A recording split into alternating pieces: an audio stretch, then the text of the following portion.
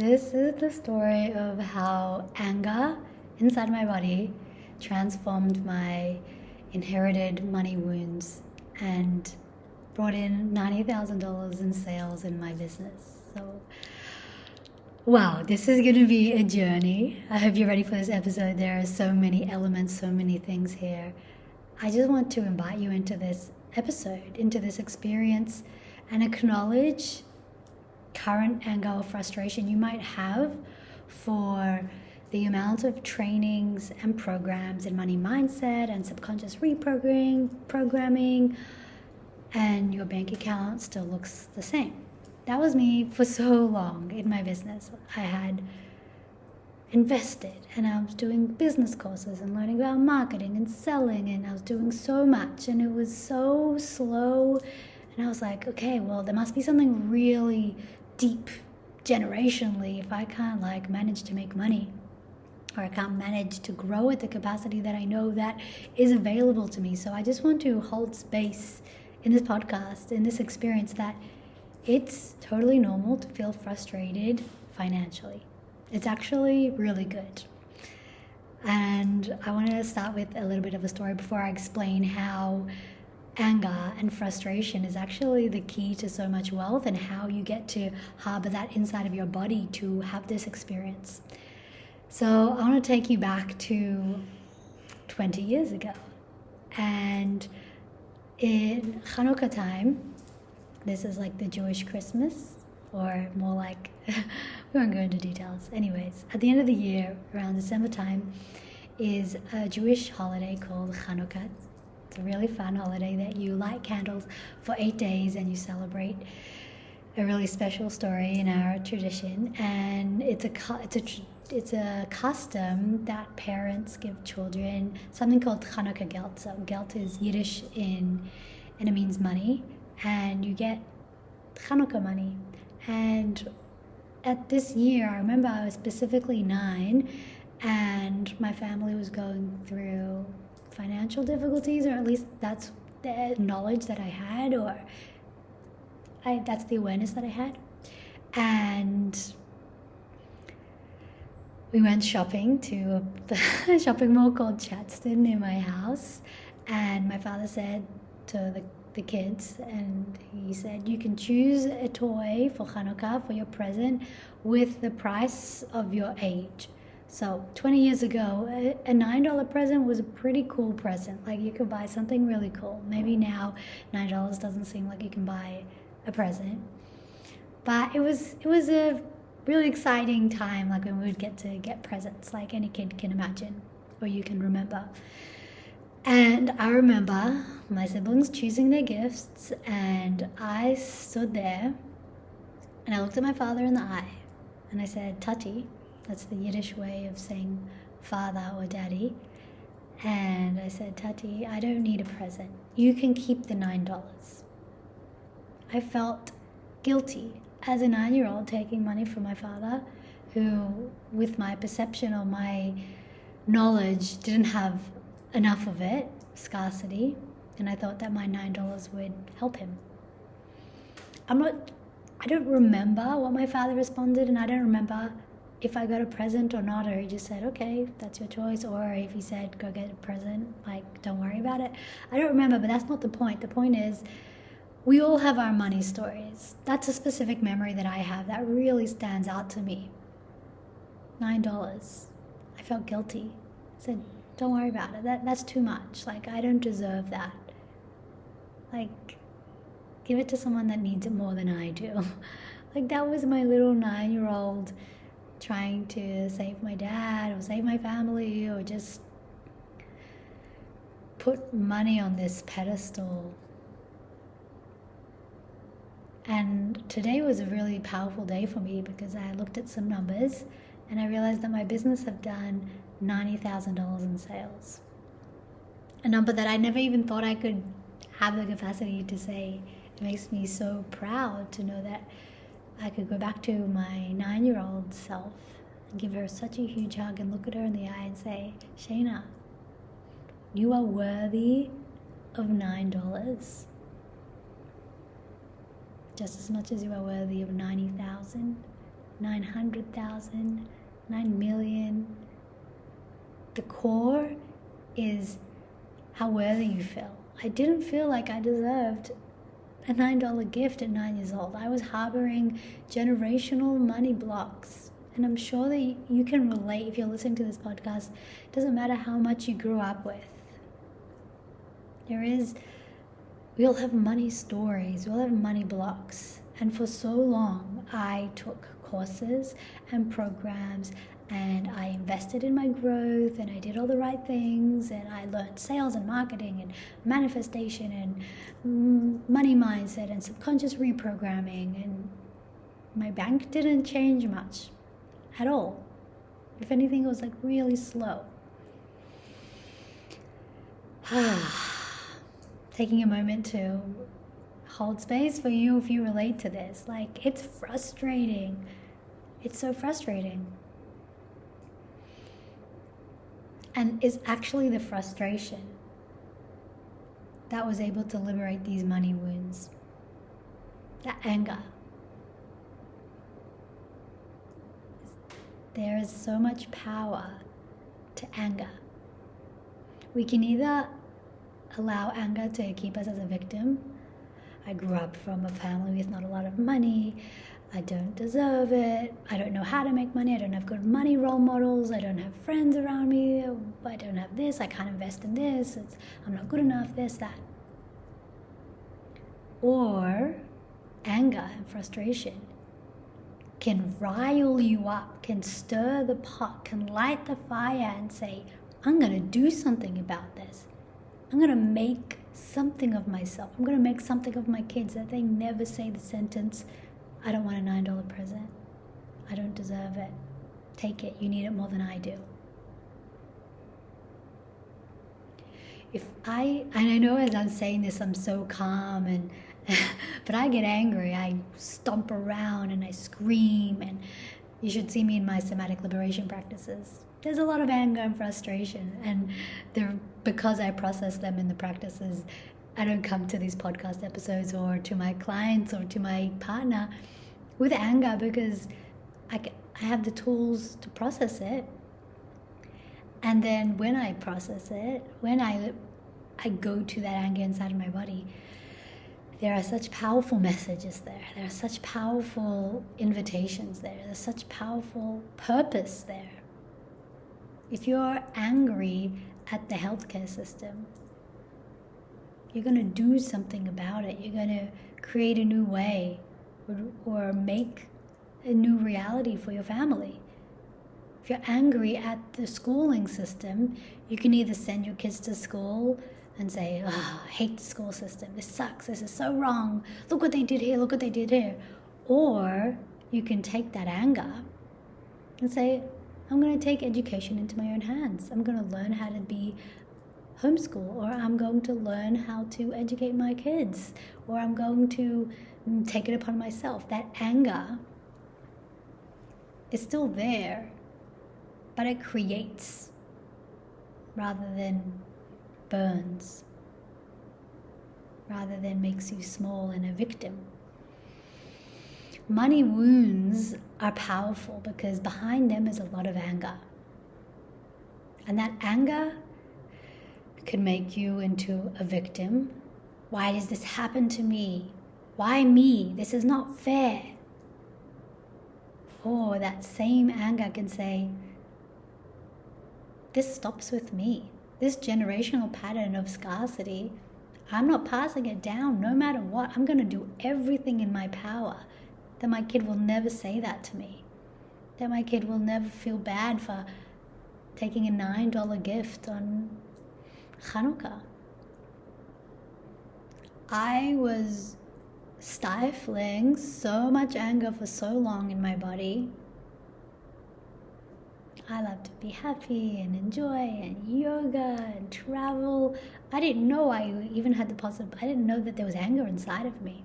Didn't really experience this emotion till very recently, unless I had like these little outbursts. But now I get to create somatic liberation practices where I take this anger and we go on a journey. We have a temper tantrum together. We bang, we release, we speak, we cry, we scream. And at the end of that practice, at the end of this controlled space to experience anger in the body, there is a message. There is a purpose. There is an invitation to action.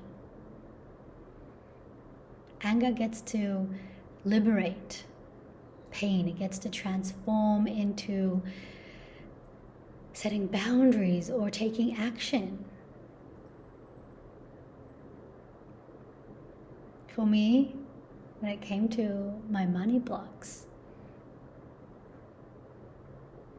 I had to channel anger inside of me. I'm frustrated that this is my reality. I'm frustrated that I grew up with this. I'm frustrated that this is my reality. I allowed myself to feel the very human experiences of this emotion, and then to listen to the wisdom that my body has to share. And then I create from that space. I sell from that space. I serve from that space. I over-deliver from that space. I know someone here needed to hear this message today. Your anger is powerful. If you have money wounds, if you're aware of money wounds, I want you to know that they don't live in your mind. Maybe some of them do, but majority of them live in your body. They live in these memories. For me, that memory is very strong of me being 9-year-old. That memory is not just an experience that lives in my mind, an experience that my whole body held on to. I held back the anger as a kid of saying, I'm angry that we don't have enough money. I did, instead of kicking and throwing a tantrum or expressing to an adult that I was upset or angry, I swallowed that,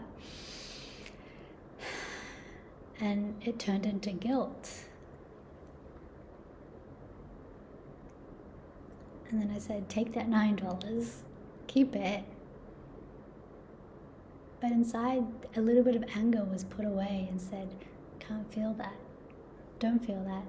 Just smile and look at your daddy in the face and say, I don't need a present. This experience, these money blocks, they're not happening to you as a 20, 30, 50-year-old. These money blocks were planted in your childhood. Even before you were born, these money blocks were planted. But they get secured in your body during childhood, during experiences, during real life experiences, when you witness a conversation of there's not enough money or whatever the conversation was. You stored that belief system in your body. Beliefs are stored in the body through emotions. We think that the whole thing happens here, and that's why I was so frustrated. I was doing all these money mindset mantras and affirmations and even journal practices, but it was all coming from my mind. I was very aware that I had money blocks, and I was doing all this inner work of money blocks, but until I brought that inner work into my body, where these memories, where this pain, where this frustration, where this anger was stored, not much changed for a very long time. And that's why I'm so passionate to share as much as I can and to scream from the rooftops that if you're so aware that you have inherited money wounds, or that you really have to work on your money mindset, I really hope that this message reaches you, that it's not enough to do all the work in your mind. It's not enough to do it all up here. It's good, it's great, it takes you to a level of awareness. That's beautiful. But once you have that awareness, if you can take that awareness into your body and liberate those things that are clawing at you, you can say this beautiful affirmation of, I'm deserving of money, I'm worthy of money, my most wealthy version of myself looks like this and dresses like this, and you can do all the visualizations. But if your body doesn't believe that, I always give the example of like your hands outstretched or your hands covering you. You can say all these beliefs out loud or want to believe them, but your body is still in self-protection mode. It will still hold itself small when money opportunities arise, or people ask questions, or people want a refund, or real money stories start happening. Then you say, oh yeah, obviously, because the launch wasn't supposed to work out because I don't know how to hold money, or whatever the story is. It's hard, or it takes a long time, or all this stuff, all these stories. Even if subconsciously you're working on it, your body needs to catch up to your brain. Your body needs to believe as well, not just your mind. If you really believe that you are worthy of money, this takes a process of accessing anger. Not saying, I deserve it, and just, no, your anger is what goes to your cells and liberates it. It's almost like there's something blocked, like literally like a blockage. Those blocks are emotions, memories, stories, experiences, passed down beliefs. That's stored in the form of emotions. And where do emotions live? Emotions don't live in your mind. Think of the last time you were embarrassed. Your face got red. Think of the last time someone said something to you that really hurt you. Your body posture changed. Think of the last time you were sad. Tears came out of your eyes. Think of the last time you were overjoyed. You started jumping. Emotions live in the bodies. Emotions live in your body. So if you want to liberate these stories, these beliefs, if you want to work on your money mindset, if you want to break generational patterns and be that version in your family, be that person in your family, that changes history. You're going to be the first self-made millionaire in your family. You're going to create a new pathway for your future, for your own life. You're going to change your reality, and that's inevitable. You will get there. And the sooner you start using your body in the equation, not the sooner it will happen, but the more ease that it will happen. The more self-awareness of like, oh, I really can do this. In my membership, the Body Talk membership, we had an embodiment practice of anger last week and this week, actually. And I got a message this morning of a woman inside the membership that grew up in a household with a lot of anger. And for so long, she was doing the mindset work and releasing anger and all the energy cleanses and stuff. And after this practice, she noticed this message from the anger when she was actually able to liberate it. And it turned into so much confidence. It transformed into, this is who I am. This is what I'm going for. Going all in. Power into who I am, what I deserve, taking what I have, demanding it. It's very easy to know the actions, but we all know what we're supposed to do, right? You're listening to me right now and you know, oh, I should be doing this and I should be doing that. But the thing that's blocking you isn't your brain, because you know you should be doing that. You're very well aware of the information, the next steps, right? It's your body that blocks you. What if this happens? I'm not good enough. The doubts, the fears, the worries, those live in your body. Those live in your body. This story is so powerful to me, because I went from feeling guilty of receiving $9 to feeling worthy of receiving $90,000. And I'm excited for you to go on this journey of saying, okay, it's not just about the mindset work or money mindset or manifestation that lives in the mind and affirmations and journaling. It's time to bring my body involved. It's time to do it fully. It's time to go to the core, Feel those things that are disallowed. Anger is the most disallowed emotion. It's the most unapproved emotion. And that's why in our society, anger is the most repressed emotion. And when you get to liberate it, you get to turn on this fierce version of yourself, this enthusiastic, this passionate version of yourself that says, I'm going all in, I deserve it. You show up, you take what's yours, you set boundaries, it's very firm and clear. When you have money wounds and you have repressed anger, it might become very passive. And it's time to swap that story and say, I'm going to liberate that anger from my body. I deserve this. My children deserve this. My family deserves this. And I'm ready to involve my body into the story. So that is my invitation to you on this beautiful day. And thank you for listening to another episode on the Liberated Lounge podcast. If you have any podcast topics or anything that you feel like you would really love to dive into or learn about or any of that, comment if you're watching on YouTube, or ask us in the Facebook group, or send me a direct message on Instagram. I would love to hear how you're enjoying the podcast and make incredible episodes for you. So I am sending you so much love, and we'll see you in the next one. Bye for now.